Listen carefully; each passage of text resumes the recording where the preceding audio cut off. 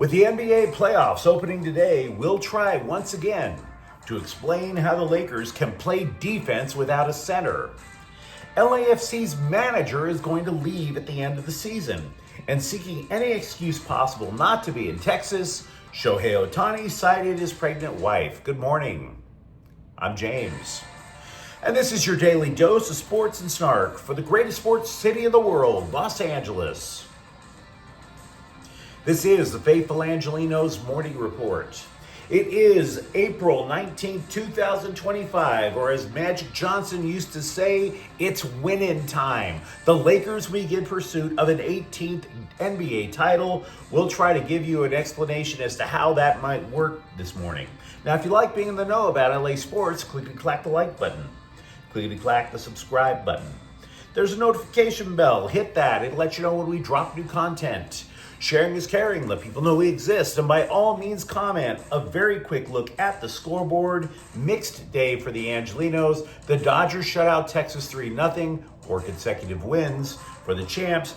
And Gotham beat the daylights out of Angel City FC 4-0. Ick. Meanwhile, today, the Dodgers are at Texas again this afternoon. Mini Scrotum is going to be at the Lakers at 5:30. In Game 1 of the Western Conference playoffs. Clippers are at Denver at 12:30, Game 1 of that playoff series. It's Galaxy Game Day. They're at Austin at 10:45 this morning.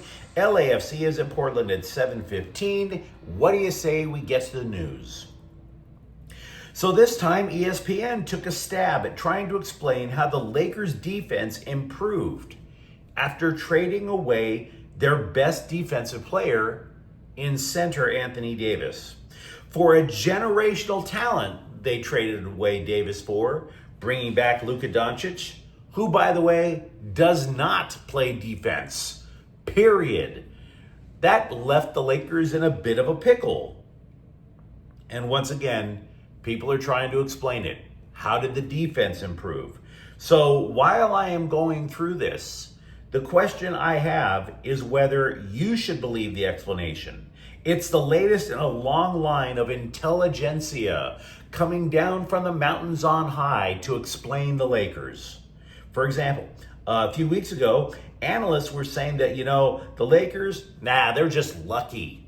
They're just lucky. They're daring teams to shoot threes. And in all honesty, maybe there is a little luck involved, right?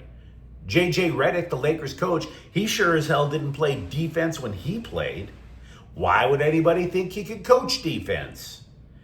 I thought Dorian Finney-Smith would be a major difference maker a few months ago. Now, he may have made a difference, but not this much of a difference. So what ESPN is claiming is that the Lakers analytics department determined that Davis could protect the rim. This is their old defense. Davis could protect the rim, but opposing offenses were using pick and roll plays to draw Anthony Davis away from the rim. They were doing that. That is true. And what would happen is there'd be a pick and roll, usually at the top of the key. The guard would get a pick from his bigger teammate. And if Anthony Davis was successful in trying to fight through the pick, then this great shooter would have the option of shooting it out to a three-point specialist. So in other words, pick and roll here, Anthony Davis leaves the key, leaving it unprotected. And if he somehow manages to still protect the key through that pick and roll, there's going to be an opening for a shooter outside. That's fine. That was the old look Laker defense, and honestly, opponents loved pulling it apart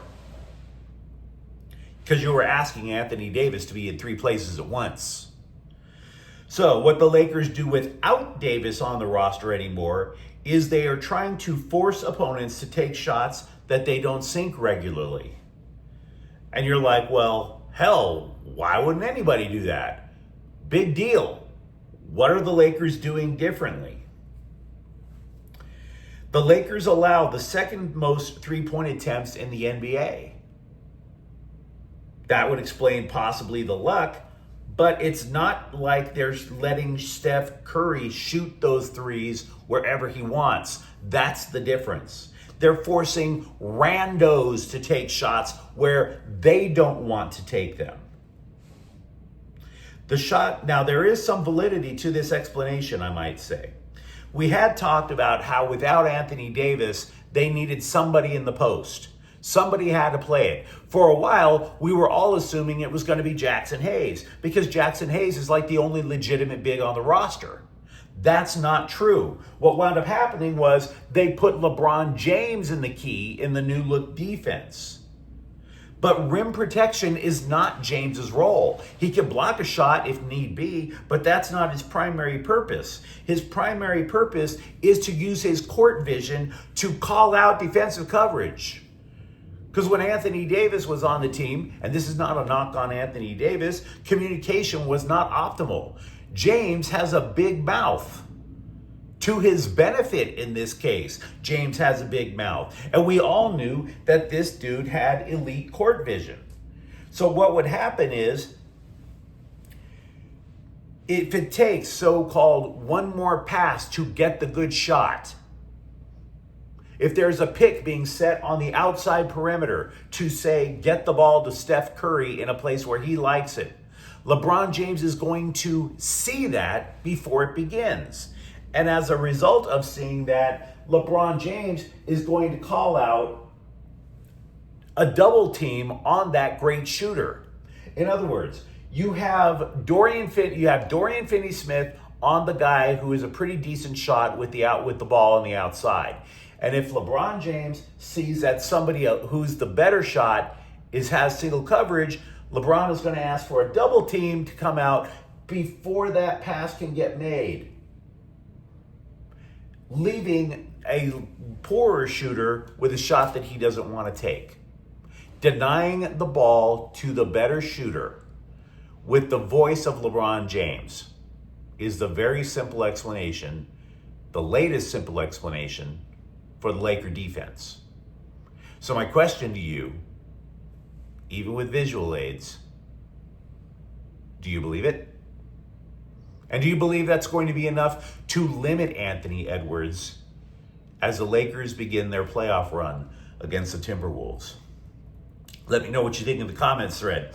Also with the Lakers, Rob Pelinka signed an extension. The Lakers also promoted him to president of basketball operations. All of that for taking a call from the Dallas Mavericks, who were trying to dump Luka Doncic. Now, I don't hate the guy, but you're going to get promoted to president of basketball operations for a move that anybody would make? Really? Really? I just want to know his secret, because Rob Pelinka is the luckiest man in Los Angeles. I mean, teams keep calling him, asking him to please take our best player in a lopsided trade. That's how Anthony Davis became a Laker years ago. Then he gets home after making these miracle trades from teams desperate to unload their best player, and he goes home to enjoy Adele. And by Adele, I mean skinny Adele. And by enjoy, I don't mean her singing voice. Rob Pelinka, luckiest man in the Western Hemisphere.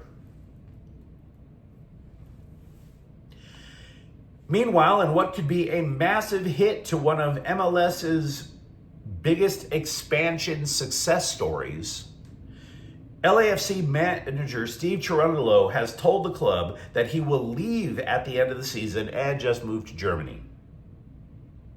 Does he have a job lined up? No. And you can't help but wonder why he would do this without a job lined up. Yeah, you get home possibly in time for Oktoberfest, possibly. But is that really enough? Or, gee, I just like my boys that I met overseas in Europe. Is that really the best reason possible? You can't help but wonder if something over at LAFC got under his skin to where he's like, oh, you know what? To hell with this. Because he hasn't even been there for 4 years.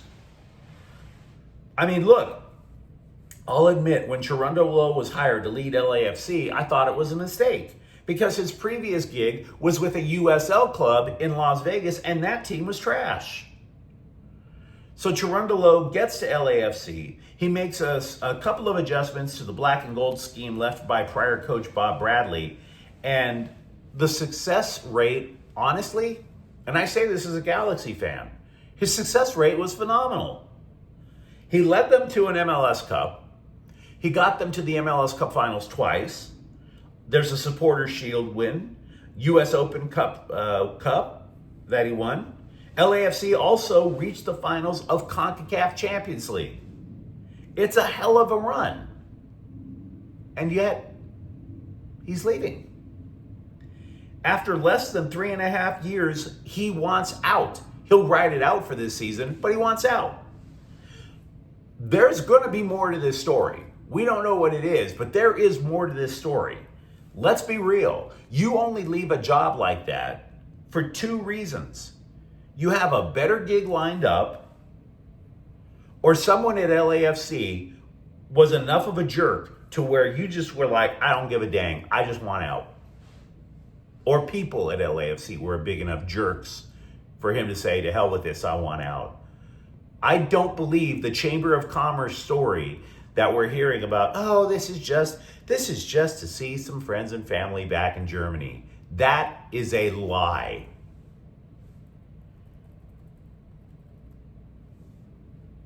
You let me know what your conspiracy theory is in the comments thread. I'm not saying I have one. I just know a lie when I hear it. Shohei Ohtani isn't in Texas so that he can be with his wife, who's about to deliver his first child. Dave Roberts said he has no idea when the kid will just kind of squeeze through the Play-Doh fun factory of life, let alone when Ohtani will return to the team. You can miss up to 3 games due to paternity leave. So assuming he doesn't play in the Texas series at all, that's 3 games. Now you're looking at an off day on Monday. The Dodgers play in Chicago on Tuesday. So in Ohtani's place, please welcome Eddie Rosario back to the majors. And by the way, Rosario was crushing it at AAA. So possibly that might signal that Andy Pages gets a ticket back down. I'm not predicting it. I'm saying it's a possibility. And because we can't go a day without talking about Dodger pitching injuries, well, Edgardo Hernandez goes on the 60-day injured list. Edgardo, we hardly knew ye. And considering how often Coach Mark Pryor injures his pitchers, we pretty much don't know anybody anymore. To be fair, Hernandez broke his foot as opposed to blasting out his elbow, so I'm not sure that Pryor is guilty in this case. Noah Davis was called up to fill in for Hernandez. USC basketball has added a power forward in Ezra Usar, formerly of Utah, via the transfer portal. He may be seen as more of an offensive guy than a rim protector. He's 6'8", averaged more than 12 points per game. The 5 rebounds per game is nothing to sneeze at. He is the 6th addition to the Trojans in the offseason. USC has 3 scholarships left to offer on their basketball team. Over at UCLA, linebacker Isaiah Patterson has entered the transfer portal. Look, the dude only played in 1 game last year. No offense, that's not exactly moving the needle. All 3 Bruins to enter the portal so far are redshirt freshmen. It is Galaxy Game Day, as previously mentioned. Greg Vanney said Bundesliga legend Marco Reus is back training with the Galaxy after a knee injury sidelined him. He joined the team flight to Texas, but there is no promise that he is going to be able to play today if called upon. I read a lot about politics. I hate talking politics, but I read a lot about it. There's a saying in politics: when your opponent is making a mistake, don't interrupt them. So this is about Rams receiver Puka Nacua, who interrupted the Niners because he claimed if the 49ers signed quarterback Brock Purdy to a $50 million extension, quote, the window closes, unquote. Presumably, of course, on winning a championship as opposed to Brock Purdy's fingers. But I presume the idea is if Purdy goes for that much, then San Francisco won't have the cap space to sufficiently fill the roster. And maybe that's true. To be frank, it probably is true. But saying so is one bullpen material for a rival, and B, it might actually stop the two parties from engaging in said mistake. So why won't you let them engage in said mistake, dude? We love you, even though you said you want to retire at 30. But come on, man. Don't say anything that the 49ers can use to their own advantage. Even that. Now, you let me know, though, what you think in the comments thread. Do you buy in to the latest idea of how the Lakers are suddenly stopping opposing offenses? And for that matter, are you an LAFC fan who's left scratching your head over Steve Cherundolo? And if you enjoy the content, don't forget to subscribe to Faithful Angelenos. We're talking LA sports every single day here. Thank you for watching. I'm James, and we'll be back later today with a rapid recap of Galaxy Soccer. Faithful Angelenos is a Kian Cortel Queso production. Take care.